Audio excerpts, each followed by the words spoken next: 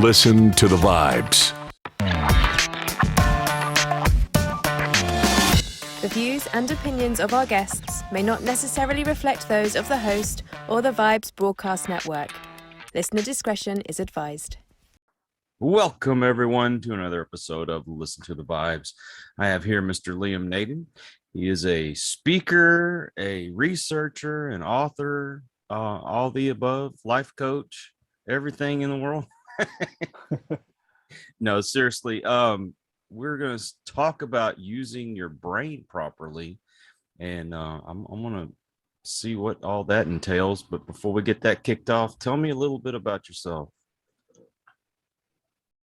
Hi, Kyle. Thanks very much for having me on your show. Really excited to be here. Thank you. Well, as you said, I'm a speaker, a teacher, and a researcher, and a coach. And my mission is really to try and figure out and help people figure out why we get the results we do in our life. You know, why are we the way we are? And is there a way, if there's things that we don't like about our life, is there a way that we can improve and change? You know, I spent most of my life asking myself this question, and I've tried and lots of different things, looked in lots of different places for the answer, from religion to spirituality to motivation and self-help and all of those, you know, a whole huge area of different practices and things that you can try and figure out, you know, how to solve problems and how to have the best life you can. And anyway, what was interesting that happened to me was, after studying all this stuff and, you know, traveling all around the world, going to seminars and reading books and doing all sorts of mind training stuff, you know, and listening to all the experts, by the time I got to my mid-40s, I was doing pretty well. I had my own businesses and had, you know, built up a fairly successful life. And then I woke up one day and I'd lost everything. And I literally became homeless and had nothing. And I had to move back in and sleep on the sofa in my elderly mother's living room in her little apartment. And, you know, it's a bit of a weird thing to happen when you've been such an expert on success all your life. And you think, hang on, this shouldn't happen to me. I know how to be successful. I know how to set goals and, you know, have positive thinking and take lots of action and do all the right things. I know how to do all that. So how come I ended up in the situation of having nothing? But something really interesting happened to me after that. Was after I sort of unraveled the mess and got back on track, I noticed my life was a heck of a lot better than it had been previously. I was a lot happier, had a lot fewer problems, a lot less stress. I was doing all the things, some really exciting things that I'd always wanted to do, and doing other things that I didn't know I wanted to do, but which were really amazing. And I thought, what's the difference now between before, when I was really stressed and trying to, you know, create success for myself, and now it seems to sort of just be happening. And I tried to figure all that out as to what the difference was. And what I came to discover was it was all to do with how the brain works. And this came as a bit of a shock to me, because nobody had really explained to me how the brain worked. You know, all of the religion, spirituality, self-help, they'd all sort of talked about the mind and the conscious mind and all that sort of stuff, but they never really talked about the brain. But the more I looked into it and found out what the brain actually is, what I discovered is it's just a machine. And like any machine, when it works right, it gives you good results. And when it's not working right, you get problems. And the difference between the brain and any other machine, one of the big differences is no one's ever taught us how to use it. You know, we don't drive a car, we don't use a computer, we don't use any machine until we're taught how to use it. But no one's ever taught us how to use our brain. And that's really weird, because it's the most powerful machine that exists. And it's the one that gives us everything we get in our life, good and bad. So that's been my mission ever since, is really to deepen my own understanding of how the brain actually works, but also to share it with other people, share them ideas on how they can learn how to use their machine the right way and start getting the results they really want in their life, rather than having to, you know, deal with stress and problems. So that's sort of basically it. Everything that you've been through, And I mean, this has been my philosophy. Everything happens for a reason. So, the troubles that I've gone through in my life, a lot of people are like, oh man, I can't believe you went through that. I bet you wish you hadn't. And I actually am kind of glad I went through the things I did, because it's made me the person that I am today. And it's also opened up other doors for me instead of closing them. And what's your philosophy on that? Well, isn't that interesting? And my experience was the same as yours in that regard. You look back on what at the time appeared to be the biggest, most painful disaster in your life, and you realize it was the greatest gift, because you don't, I wouldn't be here now talking to you, and I certainly wouldn't have discovered what I have about how life works if I hadn't been through this, life-changingly, quote unquote, negative experience. So it makes you realize another principle about the brain, actually, and about the way the world works and we as humans work. And that is, there actually is nothing random that happens in your life or anywhere in the physical world. Sometimes it appears to be random from a limited perspective, but from a really deep perspective, there is nothing random. And that's also the events in our life. So, even when we're going through tough times, and maybe if your listeners are going through tough times, it's good to remember that, they're not going to last, the tough times, and perhaps they're there for a reason. And perhaps you're going to look back one day and say, wow, I got some amazing benefit out of that experience that I would never have been able to get if that hadn't happened. And that's probably what will happen to you. You can't see it when you're going through it. That's for sure. Have that perspective. But, that lesson is there for a reason. Yeah, a lot of times people will go through some things and they just think that the world's against them, or God hates them, or whatever the reasoning goes to their head, and they think, how could this benefit me in any way?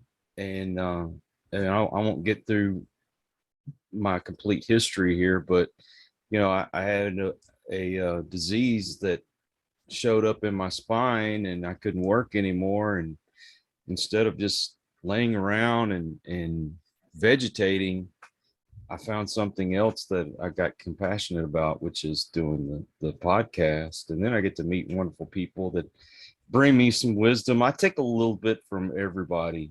And a lot of, like, life coaches, they have different ways of approaching how they help people.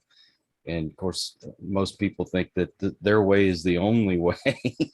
But, I've also seen videos on YouTube, and, little ads will pop up, how to exercise your brain, how to be able to think better, do these puzzles and you'll be smarter and whatnot. What has worked for you? Well, maybe I could give you a little bit of what I understand the brain to be and how it works in a very simple way. Obviously, this is at the heart of what I teach, and I have coaching programs, and I've also got a podcast where I go into a lot more detail about this. But essentially, the brain is a physical machine that has one purpose, and that is to make you survive and thrive. That's what it's designed to do, because we're all here biologically for one reason, and that's to survive. We're set up for survival. Every living thing in the universe and on Earth is set up for survival. So we've been given a tool to manage that and to make sure that we survive, and that is our brain. And the other thing that comes with that is to realize is that if your purpose is to survive, what's the best way you can do that? What gives you the best chances of survival? It is simply being at your best, physically, mentally, emotionally. When you're at your best, you have your greatest chance of survival. Obviously, physically, you're stronger, you're more able to resist disease and fight off, and heal from infections or whatever. And mentally and emotionally, when you're at your best, in other words, when you're feeling happy and good, that's when you're creative. That's when you're resourceful. That's when you come up with really good ideas on ways to do things. That's when you create art or music, or where you add something to the pleasure and enjoyment and the richness of other people's lives. So all of these things point to one thing, and that is we're supposed to be the best that we can be. We're supposed to be happy. We're supposed to be really in the flow of who we are. That's what our brain is designed to make us. So another thing comes from that is to say, well, what about problems? What about stress? What about fear and worry? And the really interesting thing about all of those things, and science has proven this, none of those things are good for us. None of those things help us survive. They don't help us thrive. You know, trying to feel creative when you're stressed and afraid, anyone will tell you it's impossible. And there's actually a physical reason, which I can explain a bit why that is. But so if you're meant to be the best you can be, and your brain is designed to make you the best you can be, all you need to do is to figure out how to use your brain so that it allows you to be the best that you can be. And what you have to realize is if you have a problem in your life, if you've got problems, they're simply a sign that your brain machine has got a problem, that you're not using it the right way. Because I mentioned before, a car or a computer, if you use it the wrong way, a problem shows up. That's all. And you don't say to yourself, oh, I'll throw out the computer, there's something wrong with it. No, you go, oh, I'm doing something wrong. I'm not getting the results I want. It's a struggle, it's a problem, you know, whatever. I must be doing something wrong. I must be using the computer the wrong way. So you go and learn how to use that computer the right way to get you the results you want. So when you realize that, and that when you understand that problems have no positive purpose in your life, and they can only be a sign that you're doing something wrong with this machine of your brain, then all you need to do is learn how to use your brain the right way, like any machine, and you're going to find that your life becomes an awful lot easier to live and an awful lot better to live as well. And that things that you thought were problems start to melt away. And you know, this is not only what happened to me, but it works, or it happens with people I coach in this way. And they find that they have an awful lot fewer problems in their life. And the problems they do have, they're a lot better at fixing. Because I don't know about you, but when you're stressed and worried and you don't make good decisions. You know, and a lot of the problems we have in our life are simply the result of making a decision, and we look back and we think, oh, why did I do that? You know, and it's created all this problem, and now I have to fix all this and clean up all this mess. Maybe I've married the wrong person, or, you know, got the wrong job, or made a business decision that was wrong, you know, and then you have to spend all this time and all this stress and worry as well trying to fix it. Whereas if you just, you know, used your brain the right way so that you didn't make that wrong decision, then life's going to be a lot easier automatically just from that. See, I'm glad I brought you on here because I need that kind of advice. I've had some things happen lately that has brought on a lot of stress. For the most part, there's not really a whole lot that I can do to fix it, but the worry and the anxiety, the stress, everything is just, it's wearing down on me. It's very difficult to keep a positive mindset when you have, it just seems like one problem after another piles on top of you. And I mean, let's face it, if I'm going to run a positive podcast, I have to keep a positive out view, and it's hard. And I know a lot of people out there that they want to keep a positive attitude, that it's difficult. And the advice that I will get when I will go talk to people is, you know, oh, you need to stop thinking that way, or, you know, you just don't need to worry about it. Well, that's kind of a natural thing that happens, you know. Like, how do I? Sounds good. Yeah, tell me how I'm supposed to think, or, you know, how do I keep from worrying about things? I can't help the way my brain is made. So I'm hoping you can give me some good advice. Sure. Well, you know, for years I tried all the positive thinking as well, and, you know, trying to be positive, trying to put on a good face, and beating myself up for thoughts that I knew were wrong and negative, and going, oh, you know, I need to change my thinking, and but none of that works, as you found, and that's because that's not how your brain is working for you. You know, you can't just fake it till you make it. You can't force it. It's designed to happen naturally. So what's really going on in your brain? Remember, your brain is just a machine. So I'm not talking about positive thinking. I'm talking about the mechanics of your brain. And it's a lot easier to look at it this way than to keep beating yourself up for having negative thoughts and feeling stressed. But what one needs to realize is how your brain works. In every second of every moment of your life, your brain is on the constant lookout in your environment to make sure that it's safe for you. So it's always looking out to say, is what's going on around me safe, or is there a threat? Is there a danger? Is there something in my environment that could harm me or potentially even kill me? And your brain's set up to do that. It's like a defense mechanism. Now, most of the time, your brain is supposed to be telling you that everything's fine, everything's good, because there's only one particular type of problem that your brain is supposed to tell you is a problem. And that's when something immediately comes into your environment that could threaten to harm you seriously or kill you. It's called the survival, fight, flight, or freeze mechanism, where you can imagine in prehistoric times, the lion comes running out of the forest towards you, and you've got to react. Now, in that situation, your brain has got to say to you, you're facing a danger, and you've got to fight back and react. And the way you fight back and react, the first thing that happens is you feel afraid. So what happens in your brain is that it takes all this information and it identifies something as dangerous to you in your environment, in this case, the lion, and it sends a message to the rest of your body, which says, here's a danger you've got to get rid of. So it creates a hormone through your system that makes you feel fear. And that's the signal from your brain to say, you've got a problem, a danger, warning signal right now. And when you feel fear, your whole body goes into a different state to react and deal with that problem. So you, of course, run away from the lion, or you stand and fight, or you shout out for help, or you just freeze, whatever that immediate problem is. So that's how your brain is designed to deal with an immediate threat to your survival.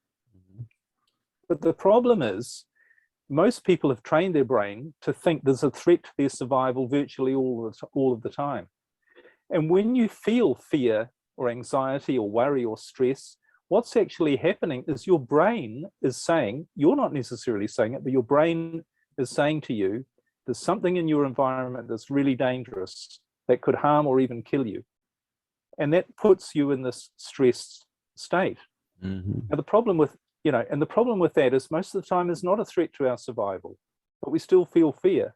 So why is that? Why is our brain telling us there's something really dangerous going on? Well, it's through all this conditioning that we've had all through our life, and that we continue to put into our lives by watching the news, listening to negative stories, having thoughts about what might happen with the economy or the world, or disease or something. And all of this negativity that we keep putting into our system from other people and from the media or wherever it is, that's being wired into our brain to tell us that we're surrounded by danger. We're surrounded by things that could hurt or even kill us.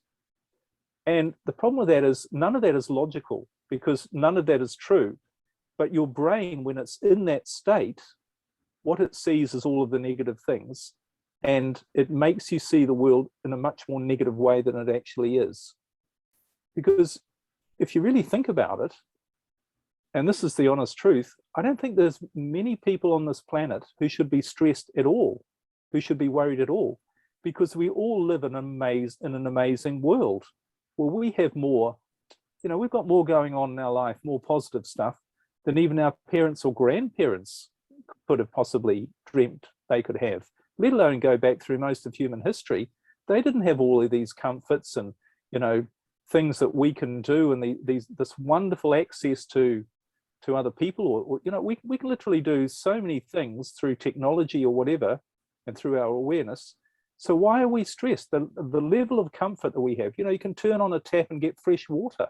Right. 99% of human history, water was not something that you could just press a button for and get. Food, we don't have a problem finding food. Shelter, all of these things, company. We really don't have anything to be stressed or worried about. We live in a safer world for us than has ever been existed in human history as well. So what's going on? Why are we all stressed when we live in the best time in history?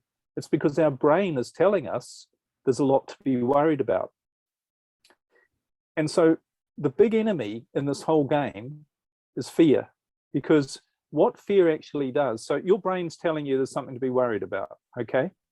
Mm-hmm. And it produces fear. But here's the other thing that fear does. When you start to feel fear, you activate something called your sympathetic nervous system. This is a physical, biological thing. And it takes you out of your natural state, your feel-good state, to say, forget all the good stuff. We've got a problem here, a danger. You've got to get rid of a danger. So it immediately blocks all of your awareness, all of your creativity, all of the things that enable you to live a really productive and good life. It blocks all of that, literally, on a physical basis, and it gets you looking for problems. So you automatically see everything as far worse than it actually is, and you automatically can't see the truth about your life situation. Because as I mentioned before, if you weren't in a stress situation, you would go, wow, this is the most incredible universe, world. It's unbelievable. And you'd go around, you know, with your eyes out on stalks, being so grateful and amazed at everything that's going on. But your brain's not letting you see that when you're stressed. So one of the ironic things is if you want to solve problems, you have to stop feeling afraid and stressed. Because the other state, that's the fear state, but our natural state is what I call when we activate one of the 4 parts of the brain called our creative brain. And that's located in the pineal gland, the basal forebrain. There's about 3 or 4 places inside our skull where this part of the brain is located. And that's where all your intuition comes from, your gut feelings, your creativity, your insight, your big picture thinking, your awareness. It's where you go, I've suddenly got this idea of a better way to solve that problem. And it's also why you can see other people's solution to other people's problems when you can't see your own, because you're not in a fearful state when you're looking at other people. So you can tell them, you know what they should do, but you can't see what you should do. So this whole creative state, and it's sometimes called being in the flow or being in the zone. You know, most creative writers or even athletes talk about this state where it's almost effortless joy. They are putting in effort, but it's not a struggle, and they're getting, you know, it's like another force is helping them along or doing the work for them. That's the way we're supposed to be. We're only supposed to feel afraid when we've got the lion running at us in the jungle, from the jungle, or someone coming up and wanting to hit us or shout at us. That's the only time we're supposed to feel fear. Right. So fear is the enemy. And if you can figure out how to get rid of fear, except when you need it, I mean, you know, you still need to be afraid when the train's coming and you're on the tracks or whatever. There's the odd time in your life when you're going to be you could be faced with a real threat. And that's what that mechanism in your brain is designed to do. But it's not designed to solve your problems. It can't solve problems because it's blocking your creativity and all of those things you need, your intelligence, your motivation. It's why you don't feel like doing much when you're stressed and afraid as well, because your motivation is blocked. Your brain is blocking it because it's saying, you don't need motivation. You don't need creativity. You don't need intuition. You need to fix this problem right now and react. And you can't do it by thinking about it and trying to figure it out and everything, because the lion is going to eat you. You need to react right now. So when we realize this, we realize that you can't do anything when you're in a fear state. You can't see the big picture, and you certainly can't solve the problem. So you need to get your brain working in the right way so that it's only reacting that way when you really have got a danger.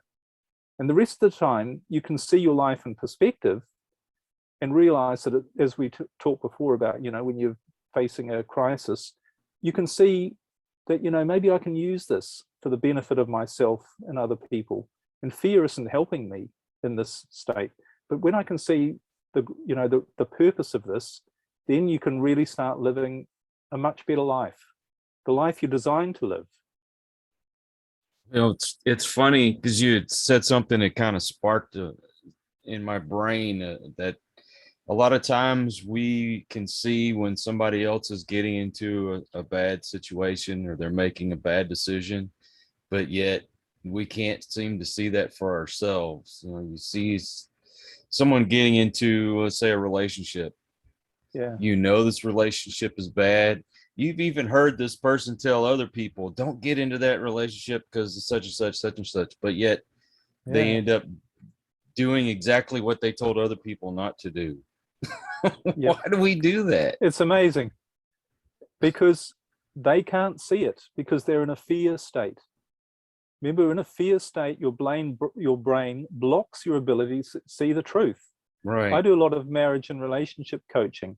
I have programs that help people, particularly with major problems in their marriage, where maybe their husband or wife has said they want a divorce. And I'm really proud of these programs because they're very, very effective and they help a lot of people. But a lot of people don't use the information the right way because their brain won't allow them to do that. And they're in a relationship, where, and I do personal coaching as well, and I can help people see the truth about their relationship, because some people stay in a marriage for 30 or 40 years that is absolutely the wrong place for them to be. And all of their friends are saying, look, you're in the wrong marriage, just stop it, go and find someone else. But they can't see it. So they carry on trying and justifying and, we were talking about that and how fear does, it blocks people from seeing the actual picture there. What I realized, and I've heard other people talk about, is that we are more afraid of the unknown than the known. And what I'm saying is that you got a woman who is in an abusive relationship. Okay, so she knows what to expect when her husband gets upset and hurts her. But she's more afraid of, how am I going to take care of myself and all these other unknowns. She's more afraid of that than the beatings. It's incredible what the mind can do to you. If that makes sense. I try to explain it the best I can, but like being okay. This is another thing. I'm sorry, I didn't mean to cut you off, but whenever a situation you're in is bad, you know what to expect all the time, and then when things go good, then you're worried when things going to go bad again. That's the unknown. That's the fear.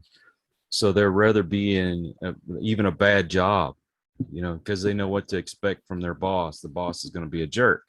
When the boss is being good, you wait for the other shoe to drop, as they say. Yeah.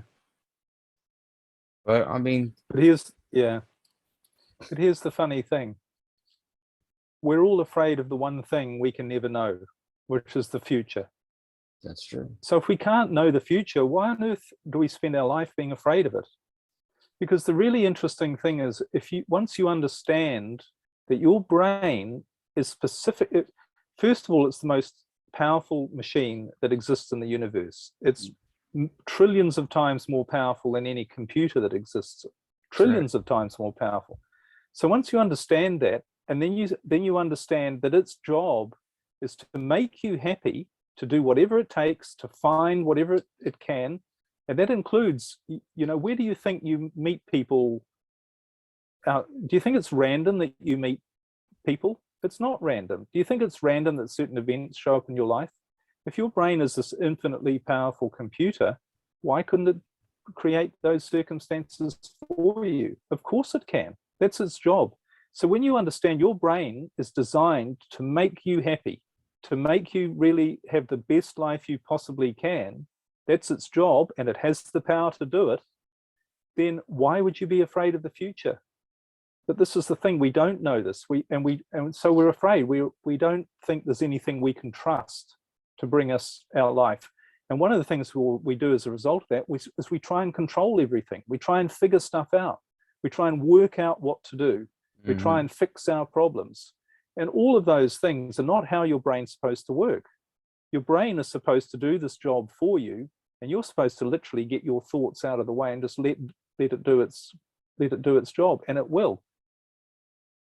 Sometimes people say to me, but everything you need to, your thoughts become reality. And I used to believe that, and I know a lot of people talk about that, But I just found for me, and for most of, if not all of the people I know, that's not actually true. Your thoughts don't create your reality. How do you meet the person you marry? You don't think about them the day before, and then you write it down and say, tomorrow I'm going to meet the person, and this is what they're going to look like. It's not really the way it works. And that's because the thinking part of your brain is actually one small part and a limited part. It's not the part that's designed to do the job of creating your life. It has a role to play.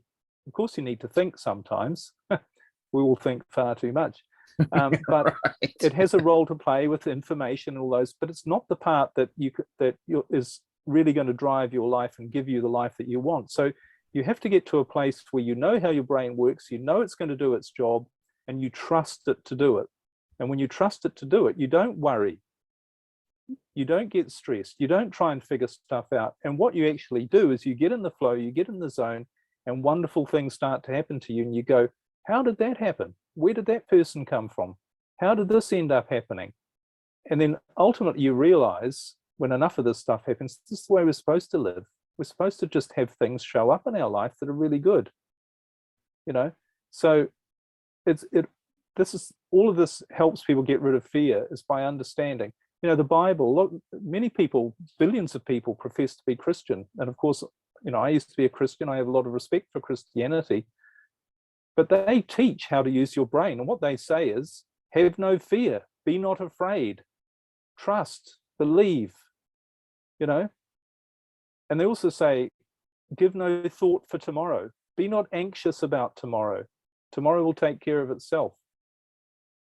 So why is it saying all of these things? It's not saying it because it's a nice idea. It's saying it because that's how your brain works. You're designed to live this great life. Whatever you do, don't be afraid, because when you're afraid, you shut down your brain's ability to bring you your ideal life. It's as simple as that. It's like saying to your car, if someone said, take the handbrake off before you drive the car, you wouldn't think, well, that's just a nice idea. No, you wouldn't. You think, well, that's an instruction. That's how I have to drive the car. There's no other way to do it. It's the same with fear. Be not afraid. It says in the Bible more than 360 times, be not afraid. Okay, well, I better not be afraid then, because if I am, I'm doing something wrong. I'm not going to get the results I want if I'm afraid. It's true. That's true. Didn't even think of it that way, which I should have. I had a thought come across my brain, and now I lost it. But none of us have been taught this stuff. We've never been taught there are 4 parts of our brain, and the one that's activated when we feel fear, there's a reason why it's activated, which is it's for some strange reason, it's telling us there's something to be afraid of, that it's dangerous, when most of the time it isn't. And when you activate it, you automatically shut down all your ability to live a proper life. Mm-hmm.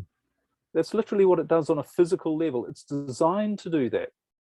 But it's only designed to be activated when you're facing an immediate threat. And we're bombarded with all this negativity, and most of the time we accept it.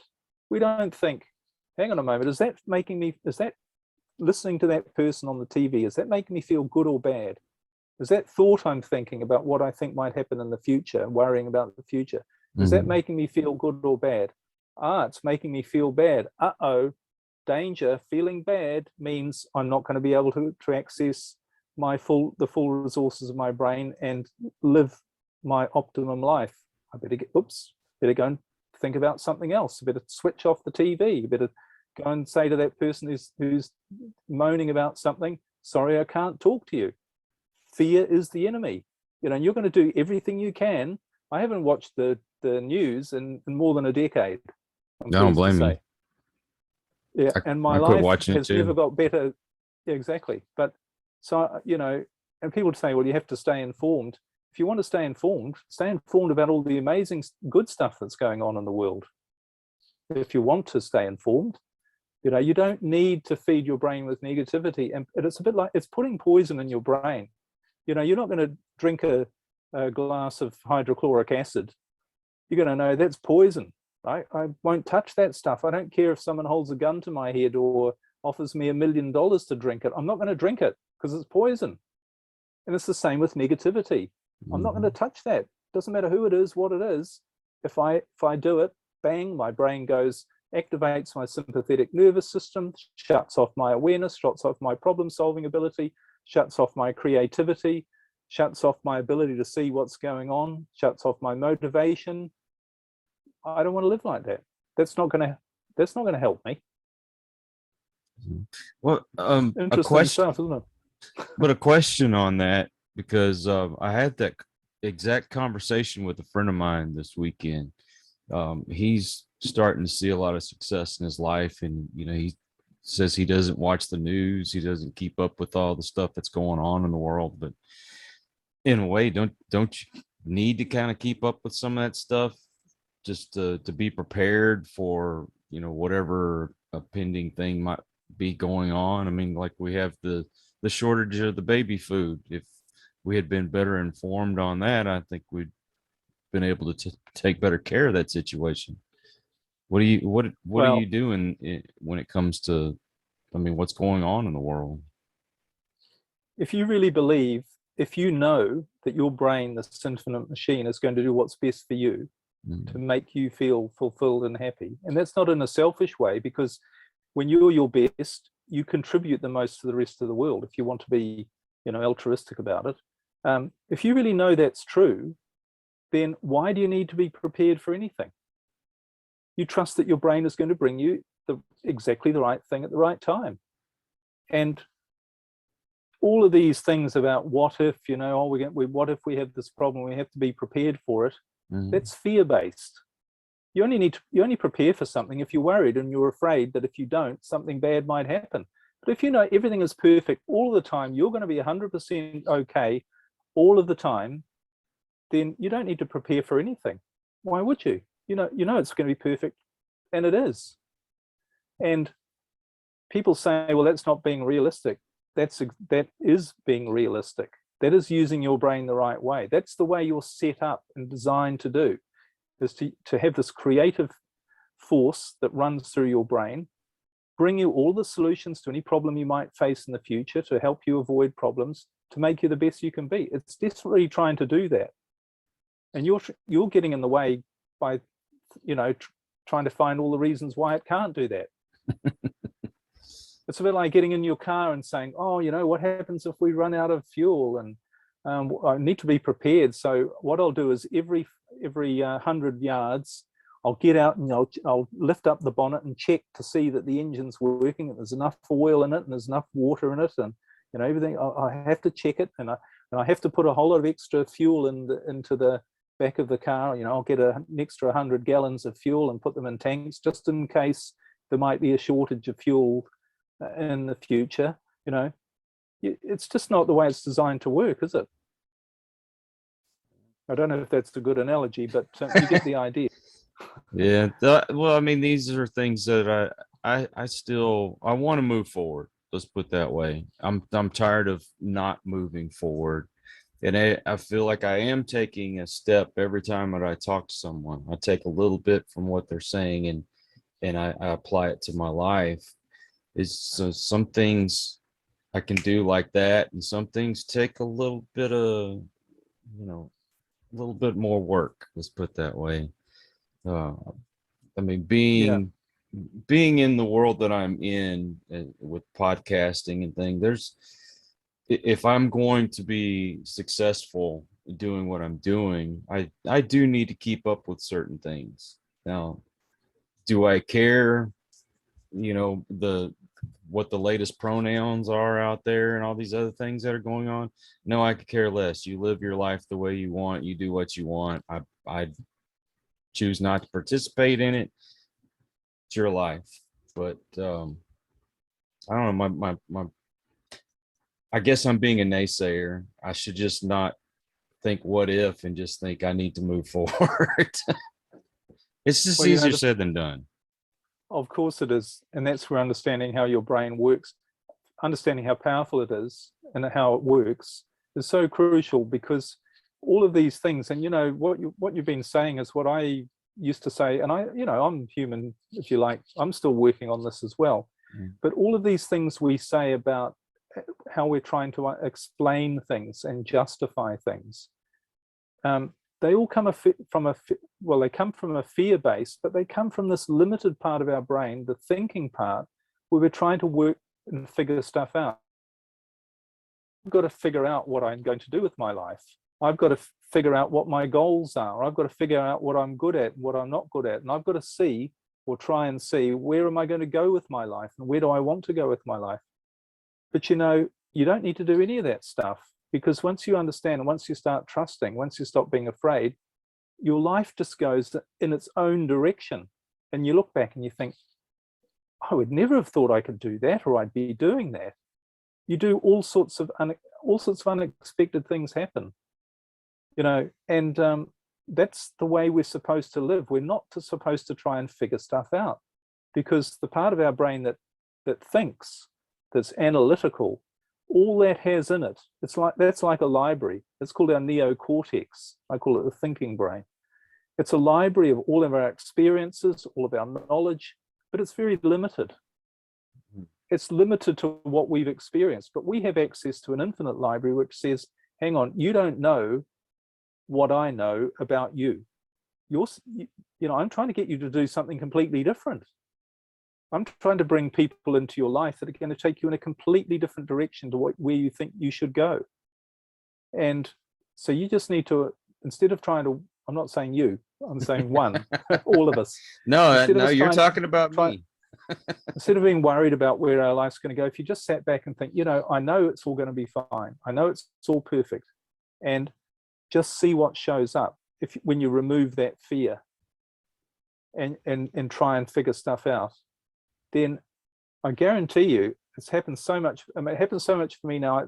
It's the beauty of it is I just give up making plans. I never really make any plans because A, they keep changing, and B, when I don't make plans, the right decisions, the right things always seem to show up. And I can give you so many examples. Maybe I could just give you a personal example. I actually live on a boat. I have my partner and I, we haven't lived anywhere for more than a decade. And when you live on a boat, you know that you can't plan too much ahead because you don't know what the weather's going to do. You don't know, you're going to show up somewhere and you don't like it, or it's always unexpected. So you really learn to just let go and see what shows up.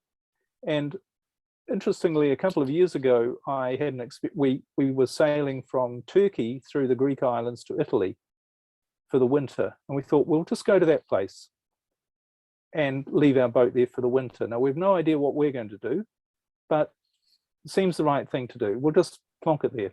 Anyway, we got to this place in Italy and we thought, well, what's next? I don't know. We'll see what shows up.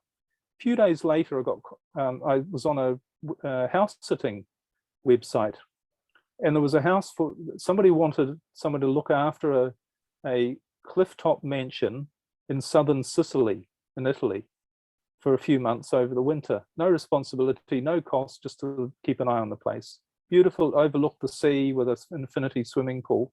And I looked at this, and there were 50 people who'd applied to stay in this place. And I thought, oh, well, take the next step. That's all you need to do. So I applied for it. And anyway, the man who owned the place happened to be from New Zealand, where I'm from. And not only that, he came from the same town that I came from as a child. We were both brought up in the same town. We both went to the same church as a child in that same town. And the weirdest thing of all, you think my name's weird? His name was Liam as well. So, wow. So of course, who gets the assignment to look after this house, and who spends 4 months in beautiful southern Sicily, completely new experience. Never we'd heard of Sicily, we'd been there, but we didn't know this place. Now, you can't make that stuff up, and you can't sort of plan it in advance. Now, if we'd sat down and wrote down our goals and said, oh, we're going to Italy on the boat, and then we're going to, we're going to sit there, or we're going to do this, do that, and what are we going to do for 4 months? I would never have seen that advertisement. I would never have contacted them. So, and I can give you countless examples that have happened to me like that. But that's how our life's supposed to be. It's supposed to be full of these unexpected things that you look back on and you go, I'm really glad that happened. Right. And have you ever had the experience, on the other hand, where you'd really want something and you figured it out and you work really hard and you don't get it, and then you look back and you think, oh, I'm so glad I didn't get that. thankfully, I didn't get what I really wanted. Somebody was looking after me. And somebody is looking after you all the time. And it's in this multi-trillion microprocessor computer called your brain that will do all the work for you. You know, you have to show up and do the work. But if you just trust it to find the right things for you, amazing things do happen. You know, there's a song, it talks about some of God's greatest gifts are unanswered prayers. And you nailed it right there. Some of the things that we haven't gotten that we thought we wanted end up being a blessing in the long run. And when you were talking about the meeting this guy, had the same name, y'all went to the same church, all these different things. I was on a dating website, and because getting older, I don't know how to date anymore, that kind of thing. And after nearly 20 years of marriage, it's like starting all over, not knowing, you know, how people date nowadays. So it was just one tragedy after another, to say the least. And I finally said, you know what, I'm gonna give this one last shot. If it doesn't work, hey, you know, the worst I've lost is a few, you know, dates that, you know, no big deal. And lo and behold, the wife that I have now, she sent me a message, and we talked back and forth, and then we ended up dating. And then and mind you, we took our time. It was, I think, 3 months before we even went on our first date. And I liked that. I really liked that. And then we ended up moving in together. It worked out really well. Decided we were going to get married again. And along that way, we found out that we knew some of the same people, hung out at some of the same places, you know, all these different things we had in common. But it's like you're attracting these things. So my question is, what are your thoughts on the law of attraction? The law of attraction, it's a little bit misunderstood because, or people, I think, misinterpret or try and apply it in a way that doesn't work. And the way it doesn't work is if you try and force it, if you try and force things to happen. Because your wife, you met unexpectedly, didn't you? And you say you had all these disasters. How do you know they were disasters? That's only from your perspective. The truth is they're all learning experiences that led you, that were all perfect, that led you up to the experience of meeting your wife and made you into the person that you were able to attract her. Right. So the thing about attracting something, you can only attract something and effectively when you're supposed to have it. You can't force something. You can't sort of sit on a mountaintop and meditate and visualize, I'm a millionaire and become a millionaire when that's not what's right for you. So when you feel something that you know you're going to have, like when you met your wife, your future wife, and you got to a point, I know this is the right person, then that's when it happens. That's when the law of attraction works. But if you were to sit down and try and force, you know, any of the other women that you met and tried to force them to be the right one, it wouldn't work. So this is what being in harmony with your brain is. So instead of trying to force things to happen, there's a much easier way to get what you really want. And that is to allow it to happen and to say, I don't have any preconceived ideas about what I need and want to be happy and what I'm supposed to have. I'm just going to believe and trust and know that my brain, my creative brain, knows what's right for me. I'm going to let it bring the right people to me and show up. I'm not going to worry, and I don't need to worry. And if I meet somebody who doesn't feel right, that's using your brain the right way, I'm not going to have any problem saying, well, sorry, see you later. Because I'm not worried. I'm not stressed because I know that my brain is just bringing me all of the right things at the right time. Okay. So, I mean, you know, the whole area of goal setting and that's a bit like the law of attraction. You know, how do you attract what you want? How you attract what you want is to realize that your brain knows what you want and you don't. You think you know. You think, oh, if I make $1 million a year, then I'll be happy. Or if I marry that person, or if I fix that marriage or that relationship, or if I get that bigger house, or if I go on that holiday, then I'll be happy. And then you get those things and you think, well, you know, I'm yeah, they're okay, or maybe they weren't, or maybe they weren't what I thought. It's because you can't figure the stuff out. You can only know it when the right things show up, and then you will know. But all of the time, your brain knows exactly what you want, and it's a bit like a parent saying, "Look, you think you know what you want? Don't be silly. I know what you want. Just let me bring it to you." And sometimes you might have to learn a lesson about that might be a bit painful for you. That's part of the journey. Oh, we both have agreed that the things that we've gone through in our relationships and in other aspects of our lives has just prepared us for being together and knowing that we were supposed to be together. I couldn't ask for anything better. Oh, that's great. And from a true perspective, remember, not being in a fear-based state, but in a state where you have full awareness, you begin to see that everything about your life is perfect. Everything that happens and has happened has been for a grand reason. I mean, you and I talking now and the people listening, you know, if anything had happened differently to you, me, or the people listening, would we all be here having this experience now? No, we wouldn't. So how could you say anything that's happened in the past is not perfect? I mean, assuming you, I, and the other people listening are enjoying this conversation, but, you know,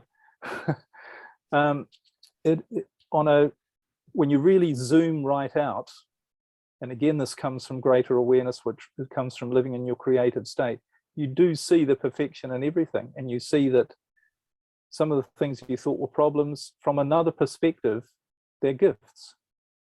One thing I really like saying to people is, instead of whenever you're feeling down and stressed and, you know, thinking, oh, this Liam Naden guy doesn't know what he's talking about because my life's not that like that, and it couldn't be, and I've got all this stress and problems, and, you know, how dare he say I shouldn't, and that I can get rid of them, when he doesn't know my situation. But whenever you're thinking like that, here's something really powerful that I've found, and it's to say, whenever you say, why is this happening to me? You know, also, why is this happening to me? Instead of saying that, say, why is this happening for me? Not why is this happening to me? Why is this happening for me? When you ask yourself that, you feel a shift in your brain, and your brain starts to see things in a different way, because instead of looking at through anger, resentment, and fear, you go, why is this happening for me? There's a gift here, there's a benefit, and you'll see it. And that'll immediately make you feel better. And it's not like you're tricking yourself where it's not true. It is true, but your brain is now allowing you to see the truth, see that other side to what's going on, which perhaps your friends can see that you normally can't when you're in that stress state. But why is this happening for me? And you're going to come up with a different perspective, and you're going to find it's helpful. You'll feel better, and your life will improve as a result. Because none of us improve our lives by being stressed. That's the thing. It's all changing your mindset, basically. It's just changing how you use your brain. Right. Well, I mean, moving from your fear state to your creative state. Yeah. Your perspective on your situation can change your outlook for sure. Yeah. Because, like I say, I could be waddling around in my bed, just, you know, crying over, oh, I can't run and jump and all those kind of things I used to do. And, you know, I there's so many things I just don't want to get into all of them, but because I looked at things a different way, this has just opened up a different door from the path that I thought that I wanted to a path that I'm glad that I'm on. So, and look how many lives you're changing, how many people you're helping through sharing this, that you would, and through your podcast, that you wouldn't be doing this if what had happened to you hadn't happened. So, and you know, instead of just waddling around just thinking about me, if you look to try to help other people, I think that makes your situation a lot better too. Yep, that's what it's all about, isn't it? Really. Have you ever seen a film called The Butterfly Effect? Yes, actually I have. One of my favorites. It's amazing, isn't it? About a man who has no arms and no legs, born that way. I mean, we think we've got problems. And imagine if you had no arms and no legs, how terrible you might feel, how you think you would feel. Yet for that man, it's an enormous gift of inspiration to other people and to show people what's possible and the power of love. So is that a problem? Is his life a problem with no arms and no legs? It's a gift, and that, when you look at it from a different perspective. That's exactly it. Well, there's so many things we could touch on, and I know there's lots more lessons to be learned, but we can't get it all in one show. So you said you have a podcast. What's the name of it? I've actually got two podcasts. One's called Growing in Love for Life, which is all about marriage and relationships and how to heal problems and how to make things better in your marriage and relationship. And the other one's called Using Your Brain for Success, where I go into a lot more detail about all the stuff we've been talking about how your brain works, how the 4 parts of your brain are supposed to work, about who you are and how you can, get rid of this fear stuff. So yeah, those are my two podcasts. I tell my wife she has the perfect marriage. She's married to me, so that's all she needed. Absolutely. Now, what about social media? Do you have social media people can follow? I do. I'm on all the platforms, YouTube and Facebook. But really, the best way, if people are interested in this stuff, and I hope they are, is just to check out my website, which is just my name, liamnaden.com. That was my next question. My podcasts are there, and they can sign up for a free newsletter I have, where I have further insights about the brain and how you can use tools to improve your own life by trusting more how your brain works and starting to see the miracles show up in your life. That's what really happens and it's amazing way. It's the way we're supposed to be. So all that information's on my website. Well, the things we've been trying all these years and they're not working, maybe it's time to try something different. So that's going to be my plan. I'm going to do things a different way from now on, and maybe I can start getting past some of these stresses that I've had lately. But thank you, Liam. I sure do appreciate you coming on, and I would love to have you come back on in the future, because I have lots to learn from you. But I'd love to, and thank you so much for having me. It's been great fun. Thank you so much. And for those of you out there, if you are new to the channel, please subscribe. I hope you'll come back, and we have lots of interesting people like this, and there's just so many positive things that we can do for ourselves if we just change our way of thinking. And I also wanted to mention those of you out there that are regular to the channel, thank you for your support. It's because of y'all that we do what we do. So until the next one, please take care. Be kind to one another. God bless and peace. We hope you enjoyed this episode of Listen to the Vibes. You can catch us on Buzzsprout or wherever you listen to your favorite podcasts, and on YouTube.